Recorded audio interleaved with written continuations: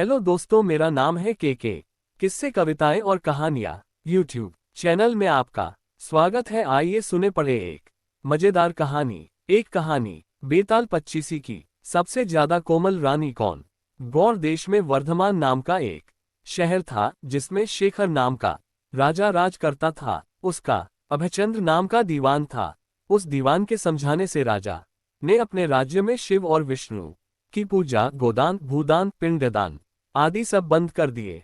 नगर में ढोल पिटवा दी कि जो कोई ये काम करेगा उसका सब कुछ छीनकर उसे शहर से निकाल दिया जाएगा। एक दिन दीवान ने कहा, महाराज, अगर कोई किसी को दुख पहुंचाता है और उसके प्राण लेता है तो पाप से उसका जन्म मरण नहीं छूटता, वह बार बार जन्म लेता और मरता है। इससे मनुष्य का जन्म पाकर धर्म बढ़ाना चाहिए। आदमी को हाथी से लेकर चींटी तक सबकी रक्षा करनी चाहिए। जो लोग दूसरों के दुख को नहीं समझते और उन्हें सताते हैं, उनकी इस पृथ्वी पर उम्र घटती जाती है और वे लूले लंगड़े काने बौने होकर जन्म लेते हैं।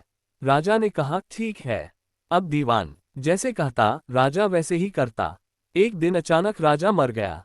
उसकी जगह उसका बेटा धर्मराज गद्दी पर बैठा। एक दिन उसने किसी बात पर नाराज होकर दीवान को नगर से बाहर निकलवा दिया।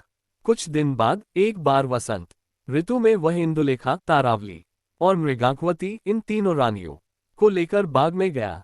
वहां जब उसने इंदुलेखा के बाल पकड़े तो उसके कान में लगा हुआ कमल उसकी जांघ पर गिर गया। कमल के गिरते ही उसकी जांघ में घाव हो गया और वह बेहोश हो गई। बहुत इलाज हुआ तब वह ठीक हुई। इसके बाद एक दिन की बात कि तारावली ऊपर खुले में सो रही थी। चांद निकला। जैसे ही उसकी चांदनी तारावली के शरीर पर पड़ी, फफोले उठाए। कई दिन के इलाज के बाद उसे आराम हुआ।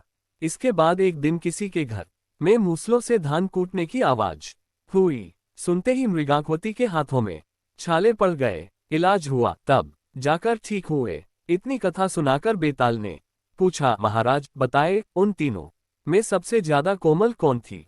राजा ने कहा, मृगांकवती, क्योंकि पहली दो के घाव और छाले कमल और चांदनी के छूने से हुए थे। तीसरी ने मूसल को छुआ भी नहीं और छाले पड़ गए, वही सबसे अधिक सुकुमार हुई। राजा के इतना कहते ही बेताल 9-2-11 हो गया।